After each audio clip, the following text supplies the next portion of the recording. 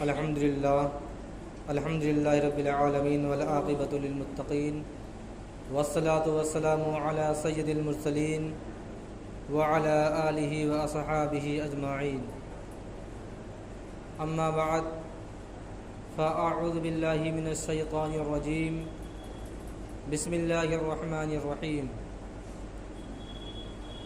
کنتم خیر امۃ اخرجت للناس صدق اللہ مولانا العظیم وبلغنا رسولہ النبی الامین المکین الکریم ونحن علی ذلک لمن الشاہدین والشاکرین والحمد للہ رب العالمین۔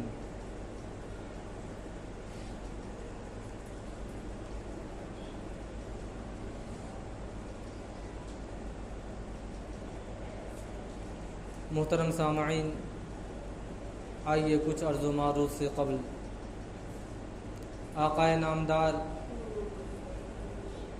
مدینے کے تاجدار،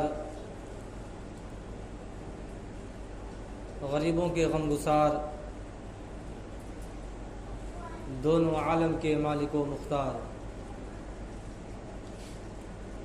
حضور نبی مصطفیٰ محمد مصطفیٰ صلی اللہ تعالی علیہ وسلم کی بارگاہ بے کس پناہ میں درود و سلام کی ڈالی نشاور کریں اور پڑھیں باواز بلند اللہم صلی علی سیدنا شفیعنا حبیبنا قیدمنا مولانا محمد وبارک وسلم صلاۃ و سلام علیک یا رسول اللہ صلی اللہ تعالی علیہ وسلم۔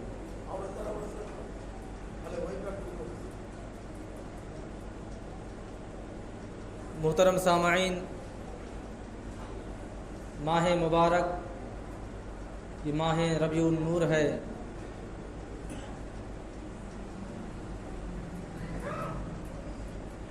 دونوں عالم کے داتا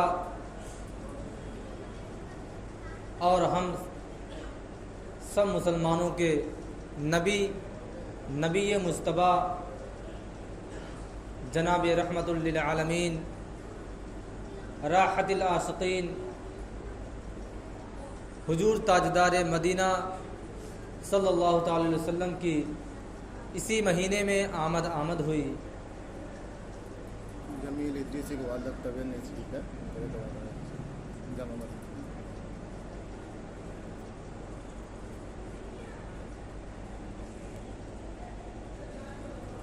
یہ ہماری اور آپ کی خوش بختی اور خوش نصیبی ہے کہ اللہ تبارک و تعالیٰ نے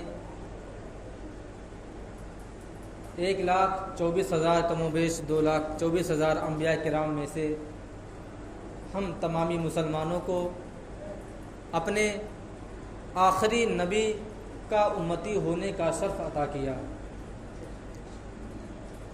آج یہ دنیا ہے، کل یہ دنیا نہیں رہے گی۔ آج ہم ہیں، کل نہیں رہیں گے، لیکن عام طور سے لوگوں کی جو خواہش ہوتی ہے دنیا میں رہنے کے بعد، آدمی اگر مال و دولت کا مالک ہے، اس کے پاس دولت و ثروت ہے، تو دوسری چیز اس کی خواہش ہوتی ہے کہ دنیا میں اس کا نام اور اس کا چرچا ہو جائے۔ اور ہر وہ شخص چھوٹا ہو یا بڑا، ہر شخص اپنے بڑے کے منہ سے اپنی تعریف سننا چاہتا ہے۔ اسی طرح اگر شہر کے کسی چیئرمین نے کسی آدمی کی تعریف کر دی تو یقیناً وہ پھولے نہیں سماتا اور اپنے آپ میں فخر محسوس کرتا ہے، غرور کرتا ہے، تکبر کرتا ہے کہ شاید میری بھی کچھ حیثیت ہے، میں بھی کسی لائق ہوں، میں بھی کسی منچ پر کھڑا ہو سکتا ہوں کیونکہ یہاں کے چیئرمین نے میری تعریف کر دی ہے۔ بتانے کا مقصد صرف اور صرف یہ ہے کہ ہر زمانے میں، ہر دور میں آدمی چاہے ایمان والا ہو یا غیر ایمان والا، پابند شریعت رہا ہو یا غیر پابند شریعت، ہر شخص کی یہ خواہش ہوتی ہے کہ اس سے بڑا اس کی تعریف کرے۔ کوئی مرید ہے، اگر کسی پیر کے لاکھوں مرید ہیں اور اس پیر نے اگر اپنے کسی مرید کی تعریف کر دی تو یقیناً وہ بھی بڑا فخر محسوس کرتا ہے کہ ان تمام مریدین میں میرا کوئی مرتبہ ہے، میرا کوئی جاہ و جلال ہے، اسی وجہ سے میرے پیر نے میری تعریف کی ہے۔ اسی طرح اگر مخدوم سمنا، مخدوم اشرف اگر کسی کی تعریف کر دیں تو سلطان العارفین بن جاتا ہے، اگر وہ کسی کی تعریف کر دیں تو پابند شرع بن جاتا ہے۔ اور اسی طرح اگر عطائے رسول حضور خواجہ معین الدین چشتی اجمیری رضی اللہ تعالی عنہ کسی کی تعریف کر دیں تو سوچئے اس کا کیا ہوگا، اس کی خوش نصیبی اور خوش بختی کا کیا عالم ہوگا۔ اگر حضور خواجہ غریب نواز رضی اللہ تعالی عنہ اگر خواجہ قطب الدین بختیار کاکی کی تعریف کر دے تو قطب الدین سے بختیار کاکی بن جائے۔ اگر وہی خواجہ غریب نواز بابا فرید الدین گنج شکر کی تعریف کر دے تو بابا فرید الدین سے گنج شکر بن جائے۔ اگر وہی خواجہ غریب نواز اگر نظام الدین اولیاء کی تعریف کر دے تو نظام الدین سے محبوب الہی بن جائے۔ بتانے کا مقصد یہ ہے، میرا موضوع سخن یہ ہے کہ اگر کوئی بڑا آدمی کسی چھوٹے کی تعریف کر دے تو اس کا مرتبہ بڑھ جاتا ہے، اس کی منزلت بڑھ جاتی ہے۔ اور اگر بھلا سوچو کہ اگر حضرت علی کسی کی تعریف کر دے تو اس کے مقام و مرتبہ کا کیا عالم ہوگا۔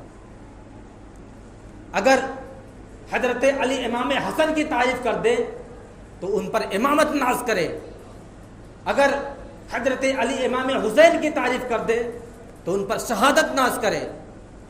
غرضے کی دنیا عالم میں تعریف کرنے والے کا رتبہ جتنا زیادہ بلند اور مرتبہ والا ہوتا ہے اور جس شخص کی تعریف کی جائے اس کا بھی مرتبہ اس سے زیادہ بلند اور مرتبے والا ہوتا جاتا رہتا ہے۔ اگر اسی طرح اگر میرے نبی حضرت ابو بکر کی تعریف کر دے تو ان پر صداقت ناز کرتی ہے، اگر حضرت عمر کی تعریف کر دے تو عدالت ناز کرتی ہے، حضرت عثمان ذو النورین کی تعریف کر دے تو سخاوت ناز کرتی ہے، حضرت علی کی تعریف کر دے تو ولایت ناز کرتی ہے۔ غور کرو کہ تعریف کرنے والا جتنا زیادہ مرتبے والا ہوتا ہے، لوگوں میں تعریف کیے جانے والے شخص کی لوگوں میں اتنی زیادہ عزت، اتنی زیادہ شہرت ہوتی جاتی رہتی ہے۔ اب غور کرو اگر خدا کسی کی تعریف کر دے تو کیا عالم ہوگا۔ اگر خدا کسی کی تعریف کر دے تو اس کے فخر کا، اس کے مرتبے کا، اس کے جاہ و جلال کا کیا عالم ہوگا۔ تو آؤ ہم کسی عام کتاب سے نہیں پوچھیں گے، کسی غیر کتاب سے نہیں، کسی کے زبانی نہیں، کسی مرتبے والے سے نہیں، بلکہ اس رب ذوالجلال سے جو سارے عالم کا خالق کائنات ہے۔ اللہ رب العزت اپنے قرآن مجید میں ارشاد فرماتا ہے، کنتم خیر امۃ، اے میرے نبی کے امتیوں تم بہترین ہو۔ یعنی اللہ رب العزت ہم لوگوں کے بارے میں، ہماری تعریف کے بارے میں فرما رہا ہے کہ تم بہترین امت ہو۔ غور کرو کہ ہم ایسے نبی کے امت ہیں، ایسے نبی کے امتیوں میں اللہ تبارک و تعالیٰ نے ہم لوگوں کو جنم دیا ہے کہ اللہ تبارک و تعالیٰ اپنے نبی کے امتیوں کے بارے میں فرما رہا ہے، کنتم خیر امۃ اخرجت للناس، تم بہترین امت ہو۔ ذرا غور کرو یہ سب کس کے صدقے میں ہے، یہ سب کس کی عنایت ہے۔ یقیناً اللہ رب العزت نے ہمیں جو اتنی بڑی شرف بخشا ہے، اتنا بڑا عزت بخشا ہے، وہ صرف اور صرف آمد مصطفیٰ کے ناطے، میلاد مصطفیٰ کے ناطے، اور کیونکہ اگر وہ نبی نہ آتا تو شاید یہ دنیا بھی اللہ تبارک و تعالی ظاہر نہ فرماتا، اور ہر چیز تو دور کی بات ہے، اگر اللہ رب العزت اپنے نبی کے نور کو نہ پیدا فرماتا تو شاید اپنے ربوبیت کو بھی ظاہر نہ فرماتا۔ میرے نبی کی وہ شان ہے، میرے نبی کا وہ مرتبہ ہے کہ جب جسے چاہیں جو چاہیں عطا کر دیں۔ کیوں؟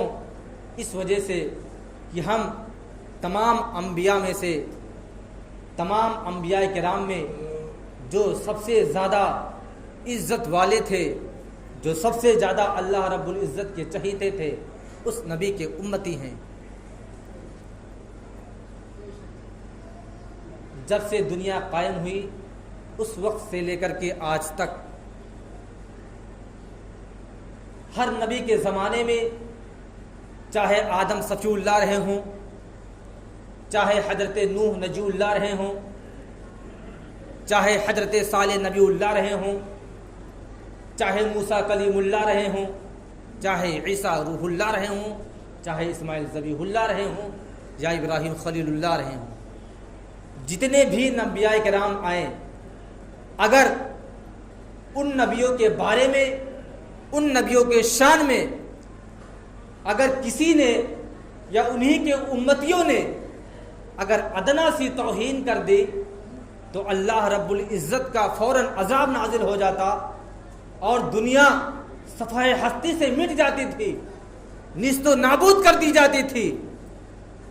نہ جانے کتنی مرتبہ یہی دنیا صفحہ ہستی سے مٹ چکی ہے اور آباد ہو چکی ہے۔ اگر جب حضرت نوح علیہ نبینا علیہ الصلوۃ والتسلیم کو اللہ تبارک و تعالیٰ نے اپنی وحدانیت کا اعلان کرنے کے لیے حضرت نوح علیہ نبینا علیہ الصلوۃ والتسلیم کو مبعوث فرمایا، تو جب حضرت نوح علیہ السلام لوگوں کے درمیان اپنے امتیوں میں خدا کا چرچا کرتے رہے اور کرنے لگے کہ اللہ رب العزت ایک ہے، آگ کی پرستش چھوڑ دو، بتوں کی پوجا چھوڑ دو، تو لوگ کیا کہتے تھے؟ قرآن شریف میں بھی اس کا ذکر آیا ہے، ما نراکا الا بشرا مثلنا۔ حضرت نوح کے امتی، حضرت نوح یعنی اپنے نبی ہی کو وہ لوگ کیا کہتے تھے؟ ما نراکا الا بشرا مثلنا، تمہاری حیثیت ہمارے سامنے کیا ہے؟ کچھ بھی نہیں، سارے جاہو جلال والے، سارے مرتبے والے ہم ہیں۔ ایک نبی کے سامنے ان کا امتی اس طرح کہہ رہا تھا، جس کا ذکر قرآن شریف میں آ گیا کہ تمہاری کوئی حیثیت نہیں، تم تو ایک بے وقوف آدمی ہو، نہ جانے کیا کیا کہہ دیتے تھے۔ پھر بھی وہ اللہ رب العزت کی وحدانیت کا چرچا کرتے رہے، لیکن جب برداشت سے باہر ہوا تو آپ نے ہاتھ اٹھا دی اللہ کی بارگاہ میں،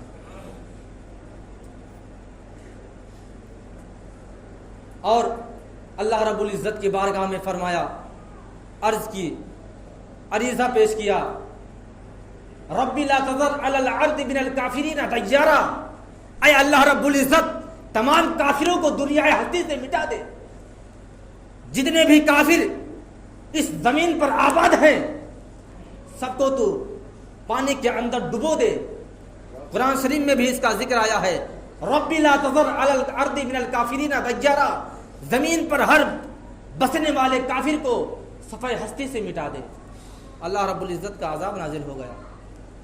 حضرت نوح علیہ نبی علیہ الصلوۃ والتسلیم کی کشتی میں جو چند افراد موجود تھے بس وہی تھے، باقی تمام پوری دنیا تہس نہس ہو گئی، پوری دنیا غرق کر دی گئی، زمین کو پانیوں سے ڈبو دیا گیا، بڑے بڑے پہاڑ بھی اس سیلاب میں ڈوب گئے، بتانے کا مقصد یہ ہے کہ جتنے بھی نبی آئے اور اگر انہوں نے اپنے نبی کے بارے میں ادنا سی گستاخی کر دی تو ان پر فوراً عذاب نازل ہو گیا۔ آج آپ غور کرتے ہوں گے کہ ہم بھی اپنے آخری نبی کے امتی ہیں اور ہم نے اپنے کانوں سے بھی سنا ہے اور لوگوں کو کہتے ہوئے بھی سنا، گستاخیاں کرتے ہوئے بھی میں نے لوگوں کو دیکھا اور سنا بھی، لیکن عذاب نازل نہیں ہوا۔ حضرت صالح علی نبینا علیہ الصلوۃ والتسلیم ایک نبی گزرے ہیں، وہ بھی عرب کی سرزمین پر تھے۔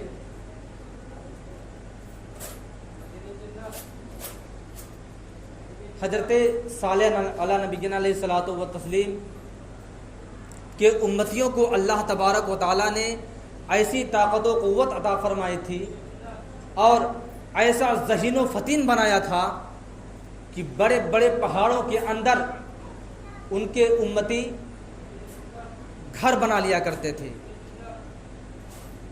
اس کا بھی ذکر قرآن شریف میں آیا ہے، وَيَنْحِتُونَ مِنَ الْجِبَالِ بُيُوتًا، بڑے بڑے گھر بنا لیتے تھے پہاڑوں کے اندر، جبکہ ٹیکنالوجی کا زمانہ نہیں تھا وہ، لیکن لوگ اپنے دماغ سے، اپنی کوششوں سے، اپنی محنت سے پہاڑ کے اندر خوہ بنا کر کے اور بڑے بڑے کئی کمرے کے گھر بنا دیتے تھے۔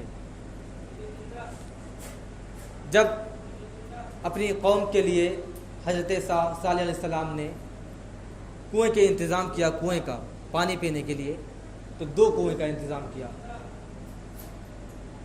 تو اپنے امتیوں سے حضرت صالح علی نبینا علیہ الصلوۃ والتسلیم نے فرمایا کہ ایک کنویں سے تم پانی پیو گے اور ایک کنویں سے میری اونٹنی پانی پیے گی۔ حضرت صالح علیہ الصلوۃ والتسلیم کے پاس ایک خوبصورت اونٹنی تھی، آپ نے اپنے امتیوں سے فرمایا ایک کنویں سے تم لوگ پانی پیو گے اور دوسرے کنویں سے میری اونٹنی پانی پیے گی۔ کچھ دن یہ سلسلہ چلتا رہا، لیکن جب زمانہ کچھ آگے گیا، سوجھ بوجھ والے پیدا ہوئے، تو ان لوگوں نے کہا کہ ایک کنویں سے ہم لوگ پانی پیئیں اور دوسرے کنویں سے صرف ان کا جانور کا پانی پیے۔ میری یہ حیثیت ہے کہ جس کنویں سے جانور پانی پی لے اس کنویں سے ہم پانی نہیں پی سکتے؟ ان کا جانور اور میں ایک انسان کیسے برابر ہو سکتے ہیں؟ انہوں نے کیا کیا؟ اونٹنی ہی کو مار دیا۔ حضرت صالح علی نبینا علیہ الصلوۃ والتسلیم کے اونٹنی ہی کو مار دیا، قتل کر دیا اس کو۔ قرآن شریف میں ذکر آیا ہے فَعَقَرُوهَا فَذَبَحُوهَا، تو اونٹنی کو ان لوگوں نے ذبح کر دیا، ختم کر دیا، قتل کر دیا۔ اللہ رب العزت کو یہ بات پسند نہیں آئی۔ اللہ رب العزت کا کیا ان کے امتی نے اپنے نبی کی توہین نہیں کی تھی، بلکہ ان کے جانور کی توہین کی تھی، ان کے جانور کو قتل کیا تھا، لیکن پھر بھی اللہ رب العزت کو یہ ادا پسند نہیں آئی اور ایسا عذاب نازل ہوا کہ 7 دن اور 7 رات تک آندھیاں چلتی رہیں، آندھیاں، پتے انسان ایسے اڑ رہے تھے جیسے درخت کے پتے اڑتے ہیں، جیسے ہوا میں گردش کھاتے ہیں، اسی طرح حضرت صالح علیہ الصلوۃ والتسلیم کے امتی جو تھے، ان کی قوم جو تھی، وہ ہوا میں گردش کر رہی تھی۔ بتانے کا مقصد یہ ہے کہ اگر ہر نبی کے دور میں، ہر نبی کے زمانے میں اگر کوئی شخص نبی تو نبی اگر نبی کے جانور کی ادنا توہین کر دے تو اللہ رب العزت کا عذاب نازل ہو جاتا ہے، تو بھلا آج ہمارے نبی کی جگہ جگہ توہین کی جا رہی ہے، ہمارے نبی کے بارے میں گستاخیاں کی جا رہی ہیں۔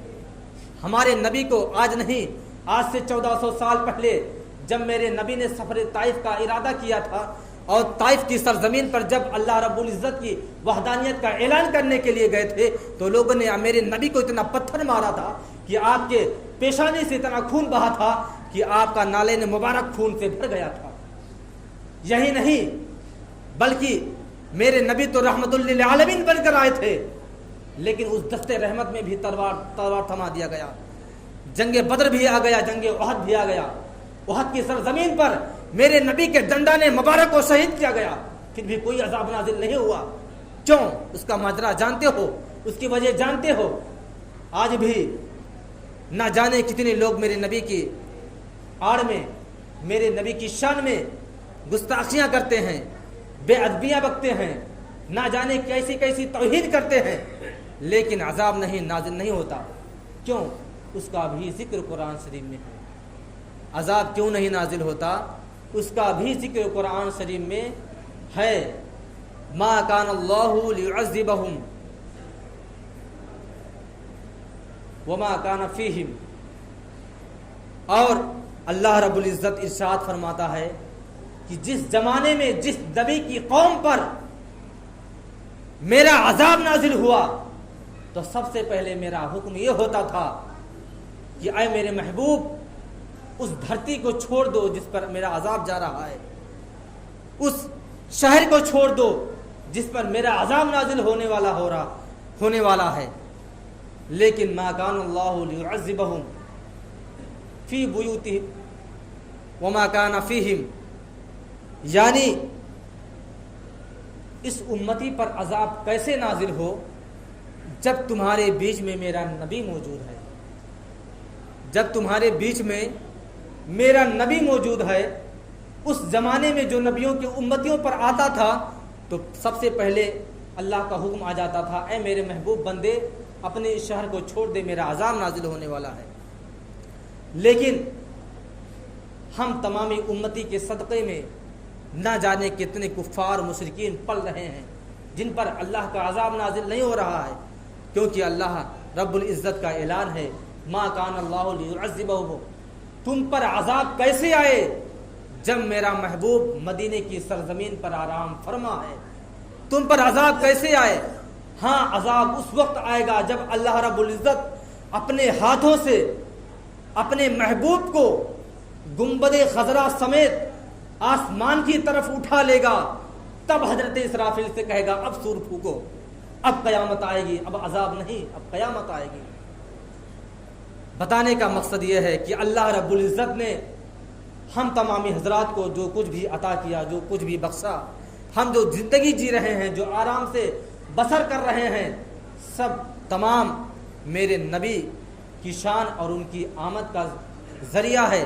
ان کی آمد کی مجھے خیرات ہے کہ اللہ رب العزت ہم پر اتنا کرم فرما ہے, اتنا نوازشیں فرماتا ہے.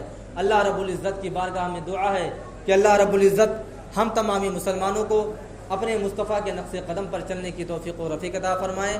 وآخر دعوانا الحمدللہ رب العالمین. السلام علیکم ورحمۃ اللہ وبرکاتہ.